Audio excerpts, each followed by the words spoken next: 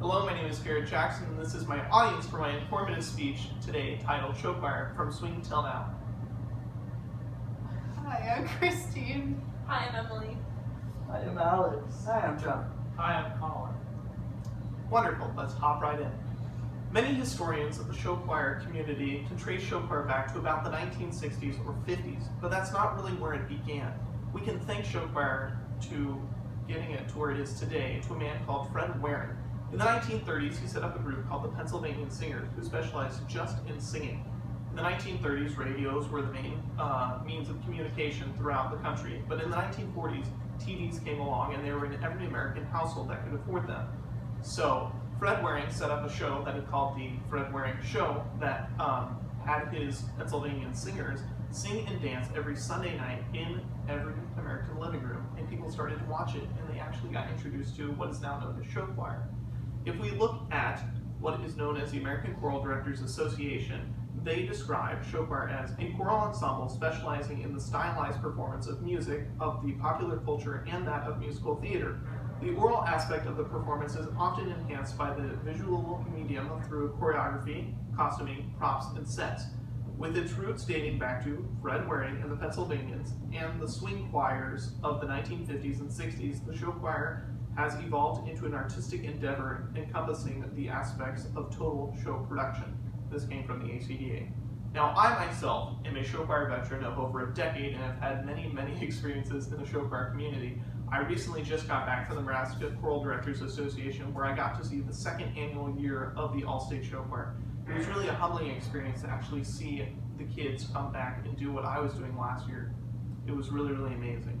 So, if we break down show choir and we try to trace it back to its roots, we can see that swing choir really became show choir and brought to what it is today because of two very important reasons. This is the community and the music.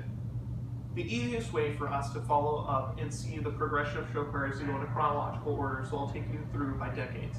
We'll start off in the 1960s, where swing choir really was born and when it started to become a thing that people talked about. In the 1960s, swing choir obviously started up, but there was a schism between directors of those who had just recently graduated and those who had been teaching for years on end. The schism was basically the idea that swing choir was too new and too out there, it was too taboo.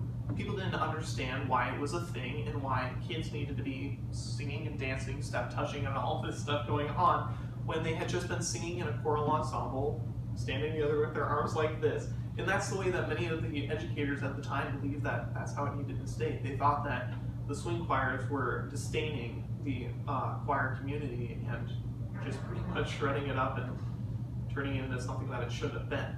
However, if we move on, 1968 comes around, and the first original show choir festival, we can call it kind of, was the Northwest Jazz Choir Festival, which was run by Hal Malkin, and this came from Mike Weaver. The choir ensembles and whatnot that came there were somewhat of swing choir. Even though it was called a jazz festival, jazz was switched out for swing because swing was not allowed in the title because of the ACDA at the time. Either way, choirs came in and they were allowed to perform. There was adjudication sheets, but none of them included anything to do with choreography. So choirs were welcome to sing while they danced or dance while they sing, either way, depending on the interpretation of the director and what they wanted to emphasize. Either way, the dancing was not graded. However, if we move on to the 1970s, there was a man by the name of Reno in Nevada who saw this and actually took hold of it and started to evolve it and add on. So he set up the Reno Jazz Festival, and he had two categories this time. The first category was jazz, which was just the regular jazz choirs of children standing together and singing in a jazz ensemble with maybe a little bit of step touching, but choreography was not graded, and it was completely vocal. The second category, on the other hand, was show pop, which was completely catered for the show choir community, or at that time known as swing choir. They had adjudication sheets that graded on vocals and choreography, along with some other X factors as like costuming, sets, other things like that. If we move on to 1975, a man named Father Fred Link from Bishop Luers High School saw what had happened in Nevada and kept adding on. He created his own show choir competition, which he entitled the Luers High School Swing Choir Competition. The show choir community finally was able to take hold and see a competition where they were able to go to. So now parents, family members, friends, people from the school started going to these competitions, and a community was built up. There was merchandise that you could get from your show choir if you wanted to have a shirt that said, "Oh, I'm with this choir," or you could go and support and have your own little teams that the choirs had. And this is when the show choir community really started to build up and become a real thing, which is one of the leading factors that brought us to where we are today. Keep that in mind.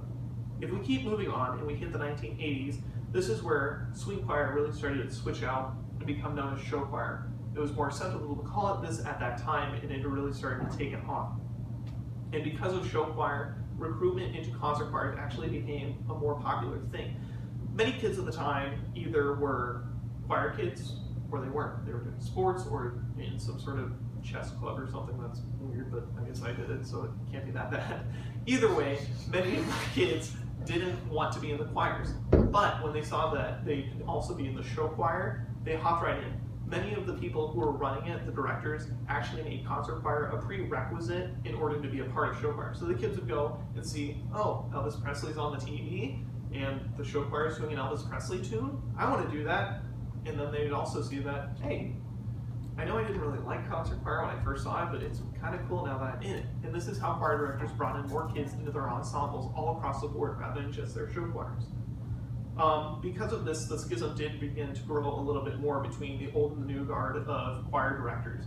Some of the choir directors were totally on board with having their kids do the concert choirs and the show choirs, but other ones decided to just throw out concert choir altogether, and they got more involved in the commercial aspects of just show choir and wanting to please their audience members and the communities.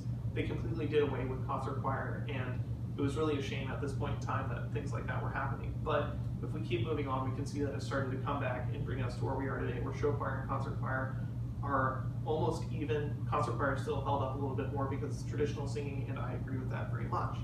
Either way, if we look around, Backstage Topic has a list of some very, very notable members, celebrities of our community today who had very, very prominent show choir backgrounds, some of whom include Bob Walton and his father, Jim Walton, Laura Layton. In more modern and in times with us today, we have Eden Espinosa, who played Elphaba from Wicked on Broadway, and also Diana Egren, who played Quinn Fabray in Glee. If we move on to the 1990s, we can see that commercial music emphasized things such as studio technicalities rather than the live excitement of bands up on stage like Kiss and whatnot from earlier time periods. So now it was more about ad-libs and what you could do in the studio than what just came right out of you from the heart in live performances. This made it a real challenge for some of the choir directors, if not all of them, during this time. All of their kids wanted to sing the newest pop song or whatever was up on the radio or on MTV, which had recently just been set up. But the choir directors didn't know how to transcribe or arrange something so complicated into a choir setting for show choir. All the kids were in high school and they didn't have professional training or the years of experience that some of the people did on the radio, and they didn't have full-out professional live studios to do all of this recording in or have their concerts in.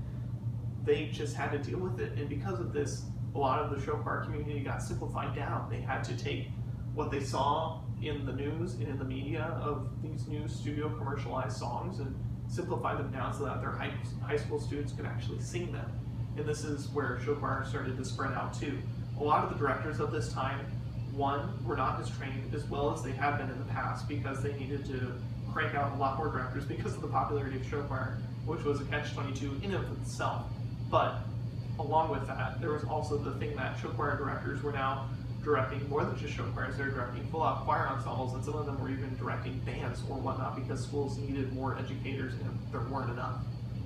So this problem continued on until we hit about the 2000s, where we can see at the beginning of the modern show choir era as it is known today. This is where finally, after 40-some years, jazz and show choirs finally had recognition from the American Choral Directors Association. This gave them one little page that they shared on the website, and they finally had something. There was no mission statement, no nothing, but movements were starting to be made in the right direction so that they could be recognized as real choral ensembles. One of the ladies who was in charge of this was Diana Spalding, who was the national chair for jazz and show choir ensembles for the American Choral Directors Association. finally, with this, also the show choir community was able to provide support for each other and for all the choirs out there and anything else they needed. In an interview that was in the New Era of Show Choir from the Choral Director's Management Magazine, two of the most prominent people in show choir today were asked several questions and answered. One of them being Daryl Ursley, who is in charge of the National Show Choir competitions, and also Joel Biggs, who is in charge of Fame, one of the biggest show choir competitions to this date. When asked several questions, Daryl Ursley responded, "If you know anything about show choir, you know that show choirs support show choirs." And Joel Biggs responded, "We're seeing a lot of our students who participated in our events years and years ago now leading their own show choirs. So it's amazing to see what these people are doing and how they're changing the lives and the support that they give."